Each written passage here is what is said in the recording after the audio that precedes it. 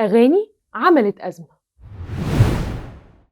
فريد الأطرش عمل أغنية لطيفة ومشهورة قوي في فيلم آخر كدبة سنة 1950 اسمها يا عواز الفلفلو، بس كلمات الأغنية عملت جدل وأزمة كبيرة واتمنعت من الإذاعة المصرية بسبب كلمة فلفلو اتغاظوا يعني، وكلمة عوازل اللي لا ترتقي للذوق العام. واللي قال الكلام ده ومنع الأغنية كان رئيس الوزراء وقتها مصطفى باشا النحاس، عشان إيه؟ يحافظ على الذوق العام. واتقال وقتها ان كلمات الاغنيه كانت بتوصف الصراع السياسي بين مصطفى باشا النحاس وعلي باشا ماهر اللي كان رئيس وزراء برضه، وكان في تنافس ما بينهم على المنصب ده طول الوقت ايام الملك فاروق. ولما جت الاغنيه اتذاعت كان لسه مصطفى باشا النحاس ماسك الوزاره، بس زيارات علي باشا ماهر كانت مستمره على القصر والملك دايما كان بيطلبه، فالنحاس اتضايق وقال ان علي ماهر بيقلب عليه الملك، فعشان كده منع الاغنيه تتذاع عندا فيه. والموضوع ما وقفش لحد كده، ده لما مصطفى النحاس قابل فريد الأطرش عاتبه واداله كلمتين وقال له يا ريت ترتقي بالذوق العام في اغانيك شويه. تفتكروا لو النحاس باشا عايش لايامنا لحد دلوقتي كان قال ايه؟